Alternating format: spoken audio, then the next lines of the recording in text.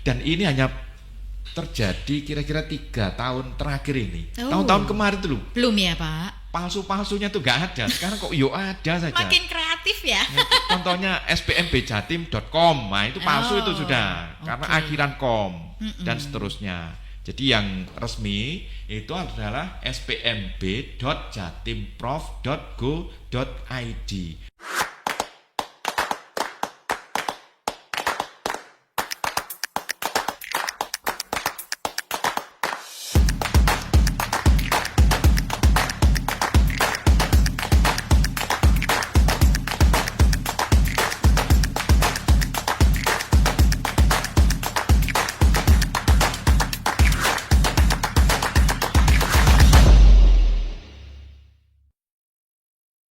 Assalamualaikum warahmatullahi wabarakatuh. Waalaikumsalam warahmatullahi wabarakatuh. Om Swastiastu, Namo Buddhaya, salam kebajikan dan salam sejahtera. Hai, apa kabar insan edukasi? Kembali lagi sama saya Putri Pertiwi, tentunya hadir untuk Anda semua pecinta podcast kabar pendidikan dari UPT TIKP Dinas Pendidikan Provinsi Jawa Timur. Selamat datang di podcast kami, ruang diskusi yang inspiratif. Kali ini akan membahas perkembangan teknologi di dunia pendidikan. Tema pada kali ini adalah menggunakan dan mengoperasikan SPMB, SMA, SMK, SLB Negeri di Jawa Timur tentunya di tahun 2026. Di era digital seperti ini tuh tentunya teknologi sudah jadi bagian penting ya dalam proses belajar dan mengajar. Penggunaan platform, pembelajaran online, kecerdasan buatan, hingga sistem administrasi sekolah itu makin modern. Semuanya hadir dan menciptakan pendidikan yang efisien, efektif, dan mudah diakses. Kali ini kita akan membahas bagaimana perkembangan aplikasi penerimaan siswa baru. Sistem digitalnya akan selalu bertransformasi sehingga proses pendaftaran lebih cepat, transparan, dan praktis tentunya bagi sekolah dan juga siswa. Stay tune ya, jangan kemana-mana. Maka dari itu, kita sudah kedatangan narasumber yang luar biasa. Sudah hadir dan siap memberikan kita informasi tentang perkembangan aplikasi tersebut. Dengan penuh rasa hormat dan bangga, mari kita sambut narasumber kita pada kali ini. Selamat datang Bapak Dr. Dwi Sunaryono Eskom, MKom selaku vendor pengembang aplikasi SPMB SMA, SMK, SLB Negeri tahun 2026, dan Bapak Doni Kusuma Hadi selaku pengembang aplikasi SPMB Dinas Pendidikan Provinsi Jawa Timur. Selamat datang Bapak. Assalamualaikum. Bagaimana kabarnya? Baik sekali. Alhamdulillah. Terima kasih telah diundang di podcast ini. Pastinya kami yang terima kasih karena Bapak berdua sudah bisa hadir pada kesempatan kali ini. Dan kita santai banget nih Bapak, biar seluruh kaula muda Gen Z kelas 9 pun juga bisa mengerti gimana sih pengaplikasian aplikasi yang sudah dikembangkan oleh Dinas Pendidikan. Dan juga wali murid pun juga paham ya dengan apa yang akan dilakukan, dipakai untuk program penerimaan siswa baru di tahun ini. Baik, kalau begitu Bapak, tentunya banyak sekali perkembangan di dunia digital kali ini. Nah, ini sudah cukup banyak Pak yang saya terima nih, pertanyaan-pertanyaan, kemudian ada juga keluh kesahnya mungkin dari tahun kemarin gitu ya, yang sudah kita uji coba juga kita lakukan. Nah Pak, monggo nih bisa sharing-sharing ya Bapak ya. Saya mewakili seluruh insan edukasi yang mau tanya-tanya di sini. Itu ada yang bertanya begini Pak, Bapak selaku bagian dari tim pengembang aplikasi, bagaimana Bapak menjaga kestabilan dan keamanan serta menghandle aplikasi ini supaya berjalan lancar ketika diakses siswa Pak? Monggo, kami berikan kesempatan. Matur nuwun Mbak Putri. Jadi kami dari ITS selaku pengembang aplikasi SPMB ini insya Allah sudah berpengalaman hampir 10 tahun lebih menangani ini ya. Jadi insya Allah dengan pengalaman kan jadi timbul rasa kepercayaan itu. Betul ya sekali. Dan kami memakai teknologi terbaru untuk menjaga kestabilan, yaitu dengan auto scaling. Apa itu auto scaling? Auto scaling itu kalau yang akses banyak langsung servernya itu otomatis akan bertambah. Nah, namanya auto scaling itu. Jadi kami nggak membatasi itu. Sehingga dengan harapan itu diakses berapapun insya Allah stabil ya. Insya Allah stabil. Untuk keamanan juga kami menerapkan standar keamanan yang cukup tinggi lah ya. Ada PIN, kemudian login bisa sebagai security-nya dan sebagainya. Alhamdulillah juga ya kami mohon doa restunya dari masyarakat bahwa selama hampir 10 tahun ini untuk faktor dalam tanda petik ya kebobolan data itu tidak Kecil terdengar ya. kecil ya Baik. faktor itu. Jadi dari pengalaman-pengalaman yang ada kami terus melakukan improve, kemudian mengupdate teknologi terbaru, websitenya diupdate sehingga tidak ada celah dan sebagainya.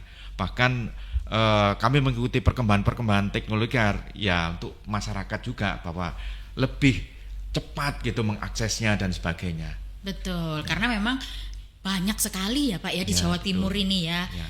Generasi-generasi muda yang akan melanjutkan ke jenjang yang lebih tinggi lagi, khususnya SMA, SMK dan SLB pun negeri ini cukup banyak ya. Jadi mereka rasanya itu semangat sekali gitu kan. Ya, Wah, ya. ini enak nih, ada aplikasi ini udah gak ribet lagi nih, harus ke sana, harus ke sini dan lain sebagainya. Nah, kalau begitu tahun ini apakah ada Pak? Kalau tadi Bapak menyampaikan bahwa kita akan terus berinovasi selanjutnya 10 tahun berjalan. Inovasi atau feature baru di aplikasi SPMB ini khususnya di SMA, SMK dan SLB negeri di Jawa Timur ini bagaimana Pak di tahun 2026? Ya, ada dua ya yang paling utama untuk fitur ini. Nanti mungkin bisa ditambahi oleh Pak Doni, barangkali saya ada yang terlewat ya. Yang pertama adalah antrian. Jadi kami memakai atau menerapkan pada tahun ini ada sistem antrian. Jadi kalau mengambil PIN agar tidak berjubel masyarakat itu atau mengantri sampai dini hari dan sebagainya, maka sistem yang saat ini sudah didesain untuk melakukan antrian. Jadi masyarakat silakan memesan ya dalam tanda petik seperti pesan tiket lah ya, untuk bisa dilayani di jam tertentu, hari tertentu dan sebagainya. Jadi untuk secara detailnya bahwa nanti masyarakat atau calon dari siswa tersebut bisa memilih sekolah-sekolah 10 sekolah terdekat. Oke. Dan pada hari apa itu bisa. Oh. Tetapi tidak bisa untuk hari itu juga. Jadi harus pesan 1 hari sebelumnya. Oh, oke. Jadi 1 hari sebelumnya Iya. direncanakan sehingga katakanlah hari ini ya Mbak ya. Betul. Kita pesan untuk jam 9. Nah, maksimal kapasitas dari sekolah-sekolah dibatasi memang 200. Iya. Jadi kalau sudah 200 ya tutup. Maksudnya Betul. tutup itu hari berikutnya. Hari berikutnya. Nggak usah khawatir karena waktunya panjang. Oke. Jadi kami himbau pada masyarakat, loh saya harus hari pertama, nggak perlu karena nggak ada penilaiannya itu. Iya. Jadi yang penting dapat PIN. Iya. Yang penting lancar sehingga kalau sudah terorganisasi dengan rapi, tentunya antrian itu bisa enak gitu, ada kepastian waktu dan sebagainya. Ya mungkin plus minus antrinya itu barangkali ya maksimal 1 jam lah, begitu lihat saya pesen jam 9 maka datang setengah 9 begitu ya. Oh masih melayani yang sebelumnya ya tidak apa-apa lah. Betul. Ya antri menunggu di sekolah dan sebagainya. Nah nanti tepat jam 9 atau 9.15 pasti akan dipanggil oleh rekan-rekan di sekolah begitu. Betul. Berarti untuk mengantisipasi penumpukan juga di sekolah-sekolah tersebut ya Bapak Betul, ya. betul, Dan betul. ini salah satu hal yang luar biasa loh, karena banyak sekali kan sekarang orang tua semuanya pada bekerja dua-duanya Pak. Ya, Nah, betul. jadi harus bisa diatur nih antara ke sekolah anak untuk mengambil PIN dan lain Betul, sebagainya, ya. kemudian Ya. juga melakukan tugas di kantornya masing-masing. Ya. Luar biasa Bapak. Ya, ya, betul. Kemudian bagaimana lagi Bapak? Yang berikutnya ini ada sistem namanya logging pembetulan rapor. Oke. Jadi berdasarkan mapel yang salah entry nilai sehingga tidak semua bisa diubah nilainya. Artinya begini.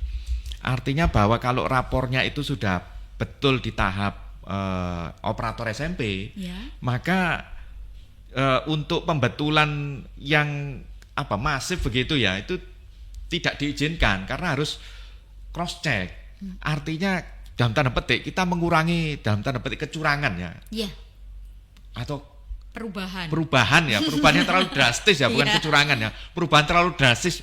Lawang katakanlah sekolahnya mengentry begini kok maunya begini Iya. begitu.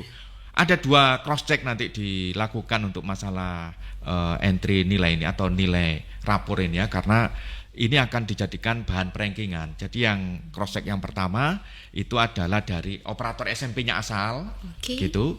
Kemudian yang kedua adalah operator yang menerima atau pada saat pengambilan PIN. Nah, barangkali detailnya bisa disampaikan oleh Pak Doni. Monggo Pak Doni. Terima kasih Pak Dwi. Mungkin kita bahas dari awal dulu terkait dengan antrian PIN. Saya ingin menggarisbawahi terkait perubahan dari aplikasi yang tahun kemarin dengan aplikasi yang sekarang. Kalau yang tahun kemarin itu ada 10 rekomendasi sekolah yang bisa dipilih oleh siswa yang mendekati dengan domisilinya. Dari 10 sekolah itu dia bebas mau datang kemana saja. Pembatasan dilakukan dari sisi sekolahnya. Nah, saat ini pembatasan sudah dilakukan dari sisi servernya, sistemnya. Kita membuka hanya 200 per harinya per sekolah. Supaya apa? Kita bisa ngikutin dengan pace-nya sekolah. Dalam arti kemampuan sekolah untuk menghandle verifikasi berkas itu sampai terbit PIN. Nah, ketika siswa sudah memilih salah satu dari 10 itu dilakukan H-1, maka siswa tersebut bisa datang besoknya dengan mendapatkan data yang pasti. Di jam berapa dia datang, akan ditangani operator siapa, gitu ya, di sekolah apa. Tetapi apakah itu sudah mengunci dan kemudian apakah Pak saya itu salah milih sekolah ini, seharusnya datang di sekolah itu yang satunya? Bisa melakukan perubahan itu dengan berkontak ke dinas, menghubungi hotline-nya. Nanti dinas bisa merubah, tetapi berikan alasan yang kuat kenapa kok pindah, gitu ya. Nah, kembali lagi yang tadi, jika sudah masuk ke sekolah untuk melakukan verifikasi berkas, maka kewenangan untuk seberapa lama ini diproses, urutannya sebagainya itu kembali diserahkan ke pihak sekolah. Karena itu sudah menjadi wewenang sekolah. Dari kami hanya memberikan batasan sekian nih yang bisa diproses oleh sekolah itu, gitu ya. Nah, jika di dalam waktu jam 4 sore masih belum terselesaikan, maka masih bisa diextend sampai sore harinya, gitu. Nah, kembali ke juknisnya, apabila siswa ingin mengambil buat besoknya, bisa diambil mulai dari jam tengah malam sampai besok paginya untuk mengambil PIN buat besok harinya. Begitu. Jadi untuk mengantisipasi penumpukan di sekolah, kemudian lembur yang tidak selesai karena biasanya kan di sekolah-sekolah banyak ya Bapak ya.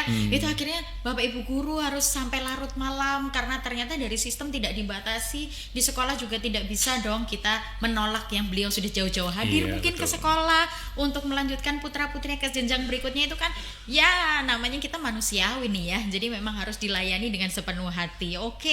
Luar biasa aplikasinya. Ini baru 2 pertanyaan, Pak. Ini aplikasinya udah luar biasa sekali.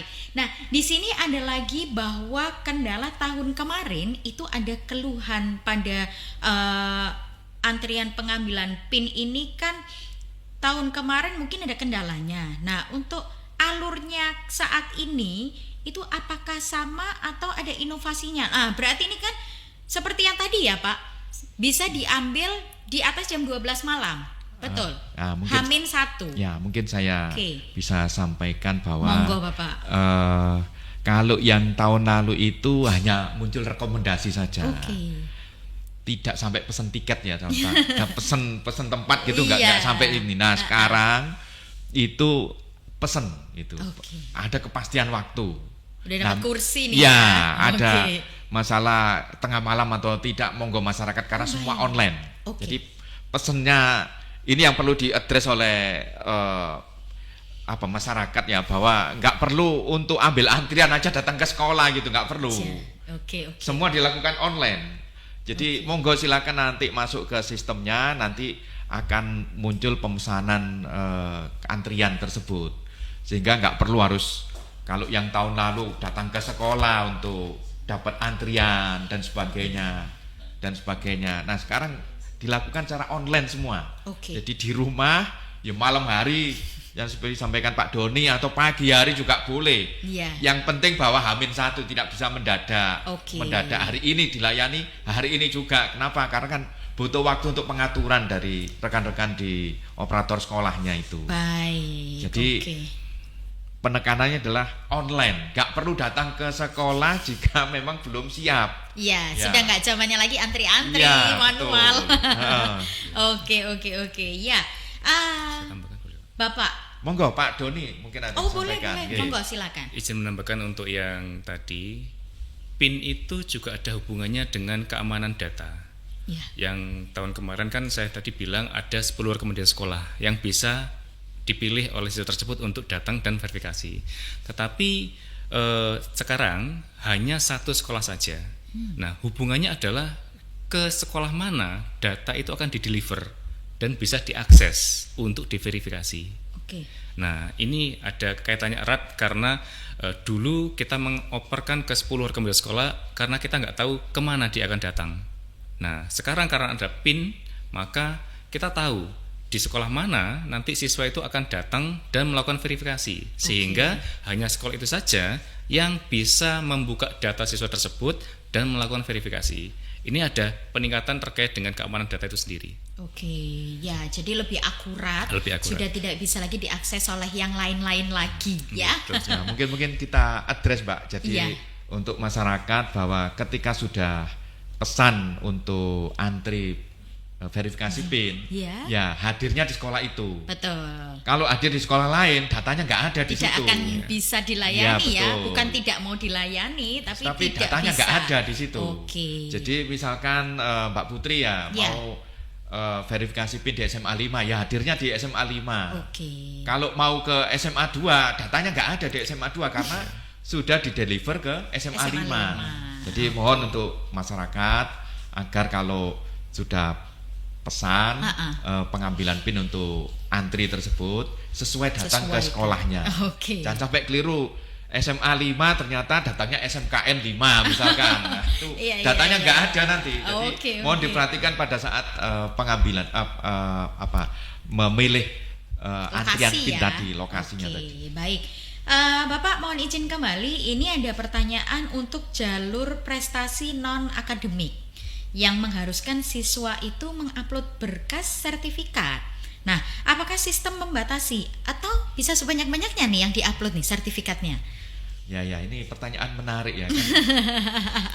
Dari tahun-tahun sebelumnya itu tidak dibatasi ya, tapi Iya. sudah beberapa tahun ini karena ternyata toh nilai-nilainya itu ya kalau sudah paling jagoan gitu ya itu sudah cukup 15 sertifikat. Oh, oke. Sehingga rekan-rekan dinas memastikan 15 sertifikat saya sudah cukup. Mencukupi. Jadi untuk rekan-rekan calon siswa masyarakat yang memanfaatkan jalur prestasi non akademik dipilih saja 15 sertifikat yang terbaik. Iya. Jadi kalau punya 100 sertifikat ya dipilih saja 15 yang terbaik, yang additional nggak perlu, nggak apa-apa. Oke. Dengan 15 sertifikat itu secara simulasi ya dihitung itu sudah banyak mengungguli apabila peringkatnya banyak internasionalnya misalkan Oke. dan sebagainya, itu unggulan jelas dan sebagainya.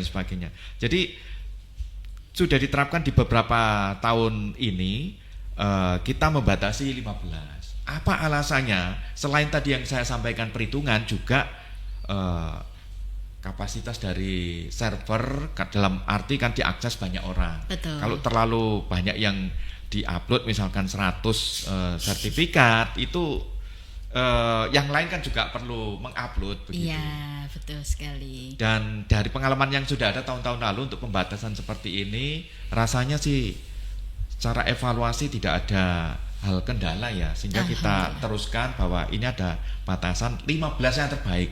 Jangan punya internasional malah yang diupload yang Nasional aja. nasional atau yang katakanlah kabupaten ya Iya. nanti kalah nanti. Oke, jadi memang harus para genset harus pintar-pintar ya Pak ya untuk memilih, dibantu nih mamanya, dibantu papanya untuk bisa, Ma aku ternyata sudah ada ini nih yang lebih tinggi internasional, atau Ma ini aku udah ada nih yang nasional nih, juaranya juga harus diseleksi lagi ya Pak, juara 1K atau Ya, juara 2K betul, itu betul. ya, jadi penilaian juga itu ya. Betul. Oke, 15 cukup ya.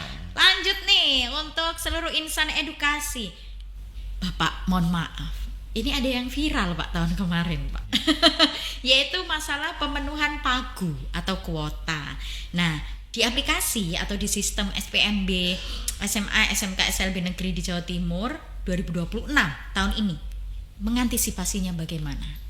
Ya, kita untuk mengantisipasi pemenuhan pagu itu kan setelah daftar ulang Ya. itu baru terlihat ada yang tidak terpenuhi. Nah, Kalau yang tahun sebelumnya itu di tiap tahap yang akademik prestasi itu langsung dipenuhi.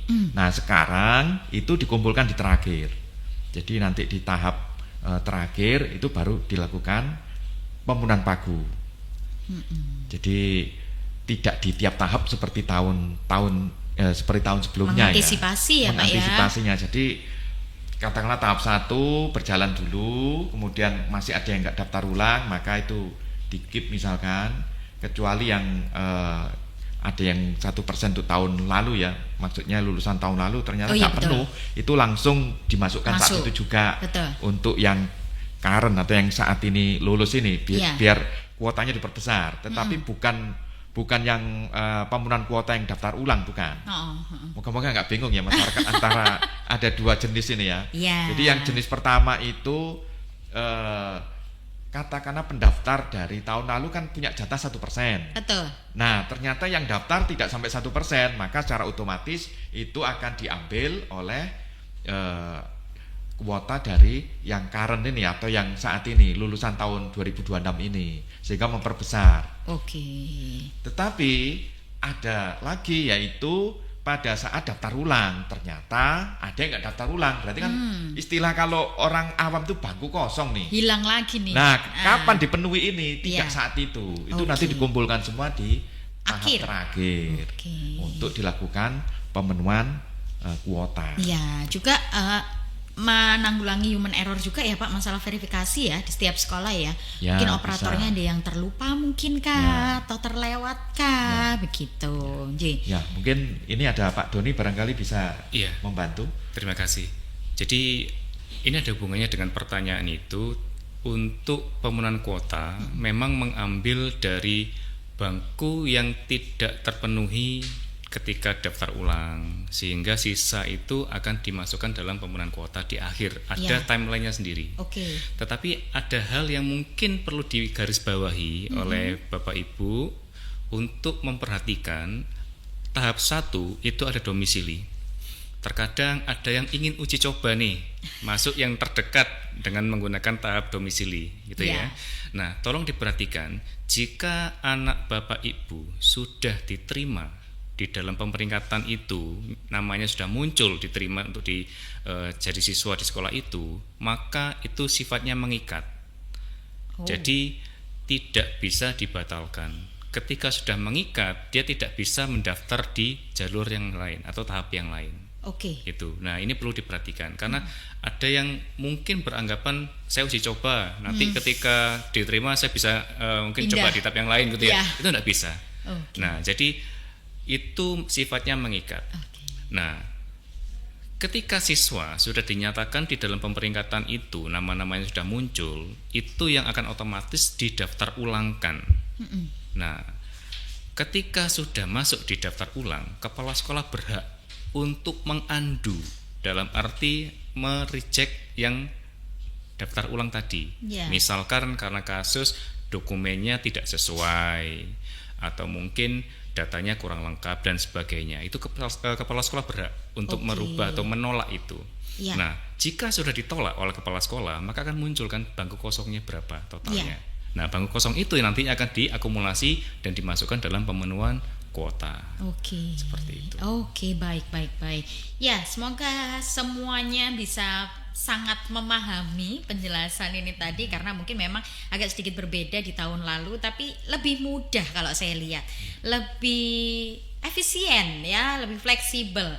Nah, terakhir Pak, untuk mencegah hal-hal yang nggak diinginkan nih ya sama kita semua, Bapak selaku pembuat, pengembang, mungkin Bapak Ibu yang di rumah sebagai wali murid atau anak-anak yang aku pingin masuk sini, aku pingin sini.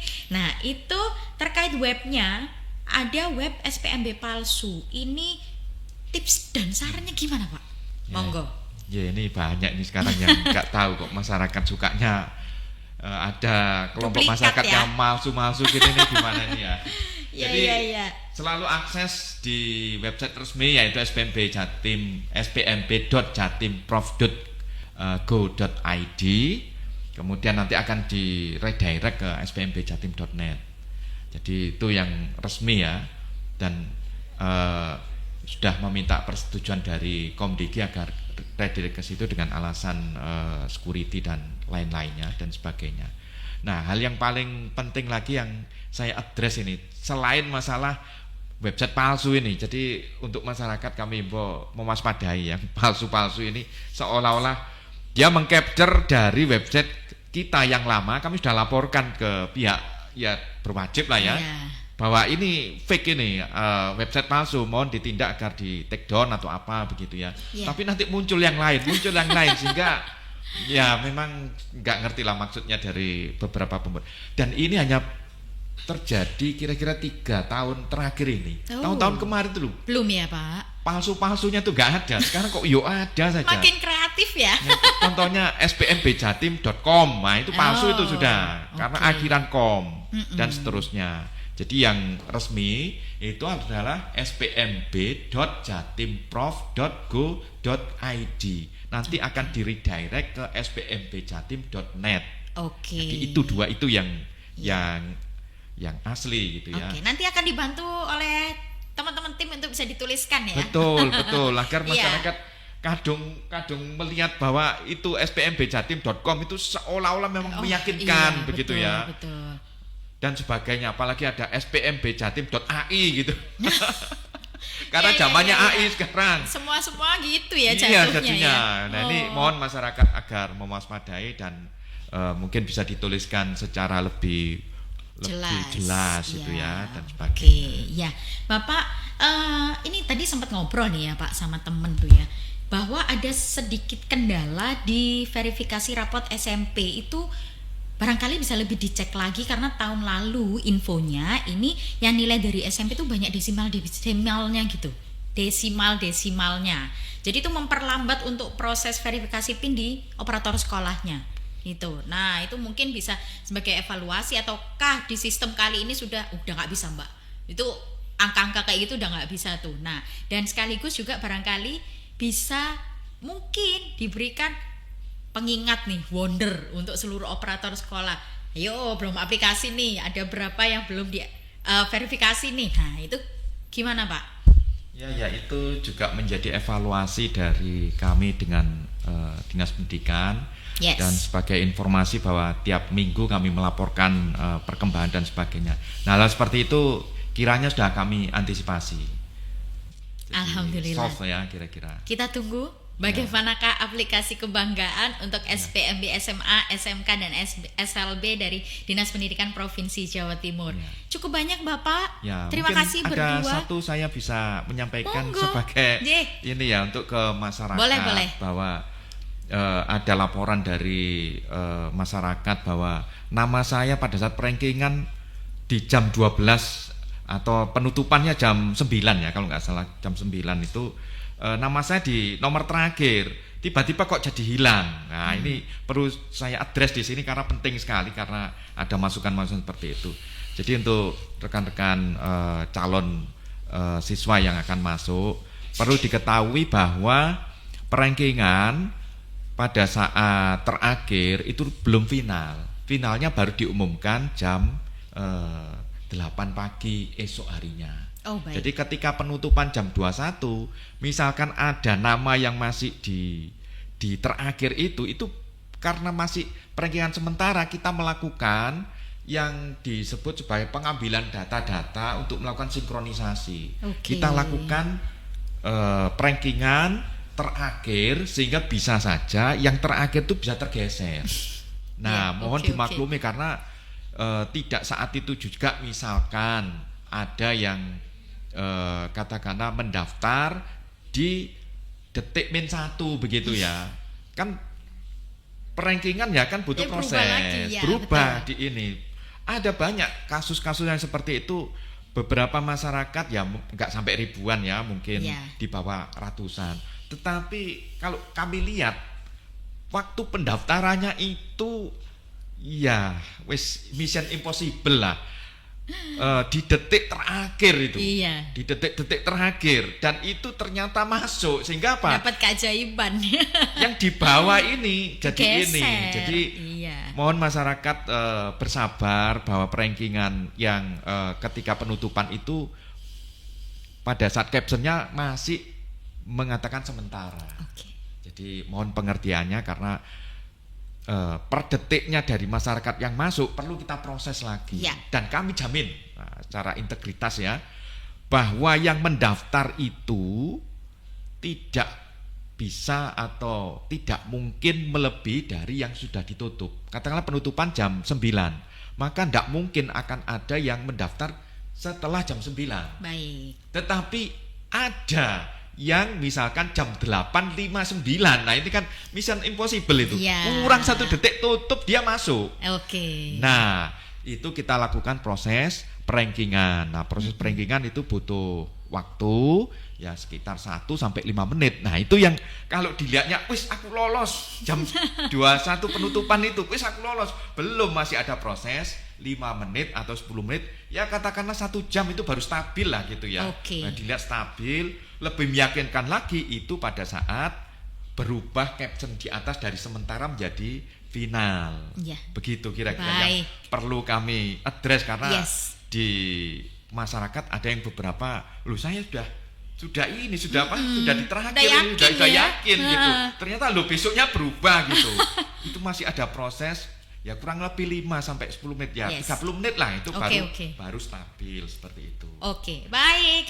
Terima kasih Bapak, luar biasa. Seluruh pertanyaan sudah dijawab dengan sangat jelas dan semoga semua diberi kelancaran, baik aplikasinya dan juga proses pendaftaran putra-putri Bapak Ibu semua, dan kalian semua semoga sukses ya, generasi-generasi yang mau masuk ke tingkat SMA, SMK dan maupun anak-anak yang begitu luar biasa di SLB Negeri di Jawa Timur.